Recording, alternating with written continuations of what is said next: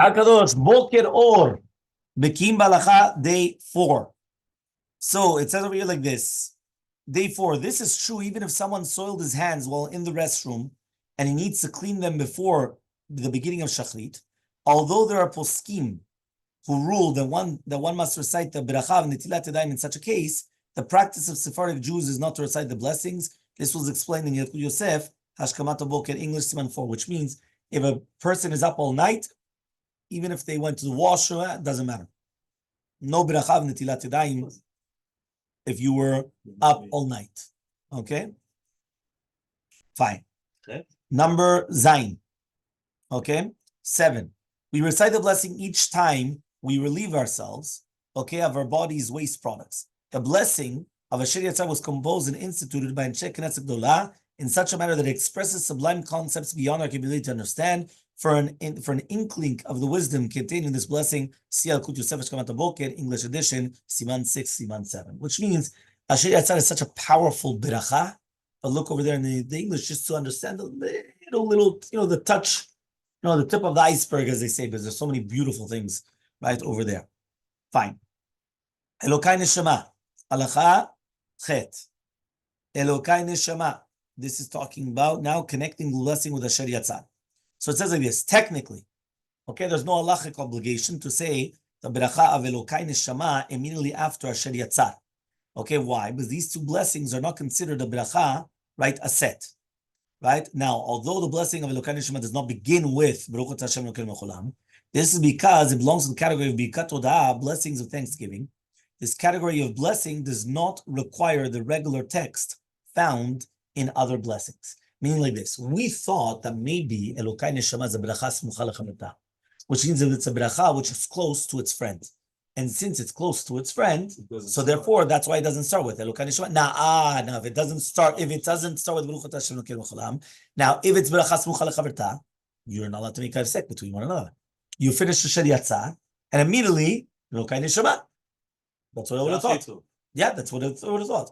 He says, Meikaradin, you don't need to do that. Yeah, he says the reason why is because it's not a beracha, which is smucha lechaverta. It doesn't start Elokai Neshama with the Baruch Hashem. He doesn't need to, but it's considered, it's a Birkat Todah, which is completely different. It's a completely different concept of Birkat Todah, and therefore, since it's a different Birkat Todah, it doesn't need the same text, right, as all the other types of blessings. So even so, it is still commendable to recite the bracha immediately, right after Asher Yatzar, if possible. This is because there are some poskim who would say that it is. Right, and therefore you shouldn't make an interruption between them. The rules regarding the blessings of Elokai Neshama are found in the Hilchot Yosef Hashkamat Boker, right? English edition, Siman 7, right? Halachot 28 to 33. So again, he keeps on saying, look over there, because these are all, different things as well. Okay? Next. Yeah. Birkot Hashahar, number 9. Okay? We're talking about now defining the obligation for the morning blessings. It's written 8:45. 8:45? Yeah, it's written 8:45. Number 9, according to the Shulchan Aruch, okay, the obligation to recite any of the morning blessings applies only if, right, on that morning, the person had experienced the gift for which the blessing is described, and he gives the thanks. For example, if someone did not hear a rooster crow in the morning, so he does not say the beracha. If he does not wear a belt, he doesn't have to say the universal custom, however, follows the opinion that every person is obligated to recite all the morning Birkot Hashahar, right, whether or not he experienced what the blessing described. Therefore, even if someone does not have a rooster and he didn't hear one or he did not get dressed in the morning, he still says the entire morning Berachot. His practice is based upon the ruling that the blessings are not expressions of thanks of individual experiences, but rather the experiences thanking Hashem for the good things that He provided in the world in general. Since this practice has been established as a universal custom, the principle of Safek Berachot La'akel is overruled. You understand that means like this. Technically speaking, first of all, you have Maran. So Maran told you not to do it. Now, we do say, or not we, but some people do Safek Berachot La'akel Kenega Maran. Here, they're doing against Maran, and they're making a bracha. What's going on? So he says that once it became a universal custom to do it, so therefore, kilu, now we don't say Safek Berachot La'akel anymore. And therefore, that's it. You're able to do it. So what he would think, he would consider bracha levatel? No, well, according to Maran, yeah, because according to Maran, you're not allowed to. You only could once you hear it, once you're part of it. If you didn't enjoy it, you didn't benefit from it, you don't do it. That's it. It's very nice. What? It's nice. It's applicable. It's short. It's okay.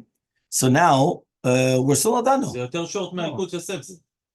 Okay. We're done, no? No. First of all, there's the footnote, right, which is very, very long. But before getting to the footnote, I'll finish and then we'll do the footnote. Number 10. Okay, it is. Number 10.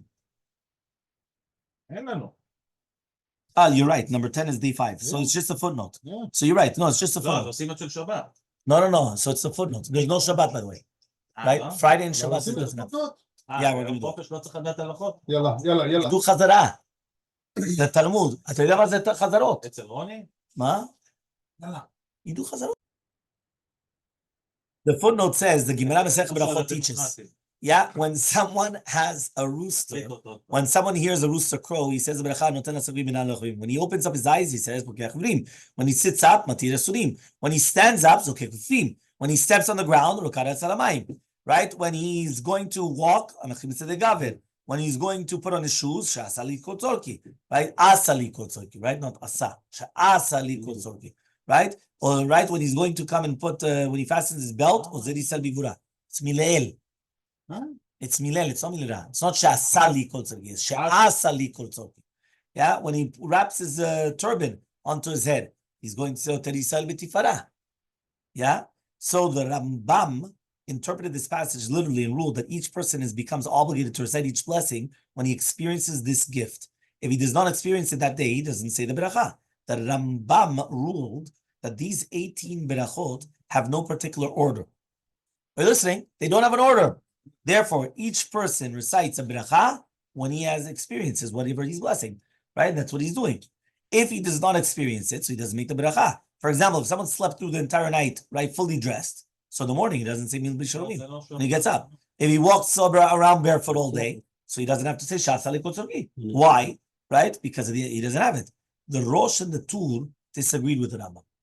And they say that to do the beracha v'notel esrei bina, that everyone must recite this beracha, even if it does not hear the rooster crowd. The interpretation of the word sechvi is in the blessing, they argued, is not a rooster, but rather an intelligence. And hopefully, so that means people use their intelligence. Yeah, it's recording. Yeah, actually, yeah.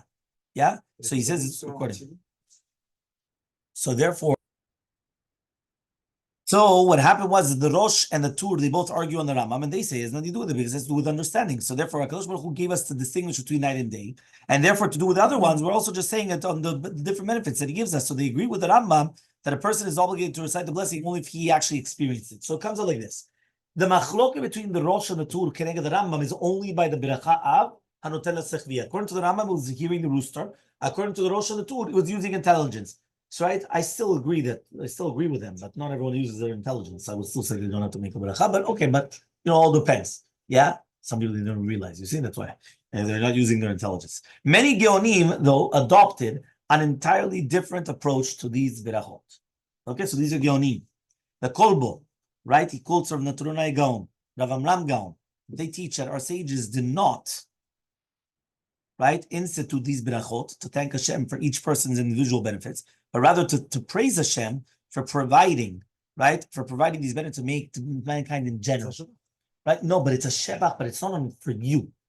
No, it's not for you. It's a general blessing. So since it's a general blessing, right, the other one is also Birkot shebach, right? Or you want to say Birkot shebach, not Birkot Alda, you're trying to say, okay. Therefore, he says, everyone must recite these blessings daily, even if he personally does not experience this. The Kol will testify that that's a common custom as well.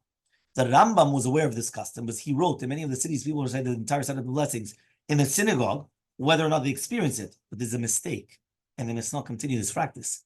It is permissible to recite a blessing only if you actually experienced it. So you see from here that the Rambam knew of this custom, but he went against it. He said, no, you're not supposed to do this. So the Bet Yosef noted this passage, remarking the Rambam had two complaints about this practice. First of all, he complained that people waited to recite the berachot until they arrived in the synagogue, whereas they should have recited it as soon as they experienced it. So that was the first problem. First problem is you just open up your eyes, do it now. Right? That's question number one. This is obvious that anyone who reads the passage of Talmud said above, right, that you see that. Second of all, the people recited the entire set of blessings, right, even if they didn't experience all of them. Whereas the Rambam insisted one may not do that. So the Rambam's first complaint can be deflected since the Rabbeinu, the Rosh, ruled that the principle stated that a blessing must be recited prior, right, to the act applies only to blessings of performing a mitzvah. The text of those blessings include the term v'tzivanu, which means he commanded us to perform it. That terminology makes sense only if you're doing it beforehand, right, before doing a mitzvah. But when reciting blessings of praise and thanksgiving, there's no such restriction. The blessing may be recited even afterwards, right? And the Rabbeinu Nisim concurred with this ruling and added that even if someone heard a rooster crow in the middle of the night, he could still say the bracha later on in the morning, because the blessing can only be recited after the act. And if so, it does not matter how long afterwards he recites it. Meaning like this: can you make the bracha on the rooster, on the crowing of the rooster, before it happens? No, you heard the rooster crow, and now you make the bracha. So he says the second that the bracha is done afterwards, and that's the same thing with opening up your eyes. You only make the bracha after you open up the eyes, not before the opening of the eyes. So the second you're doing the brachot after benefiting, there's no distance in time and how much afterwards. You understand? The only time when it says that is only before doing a mitzvah v'tzivanu, because he commanded us. So if you have to do it beforehand, that's when you do the command. Okay?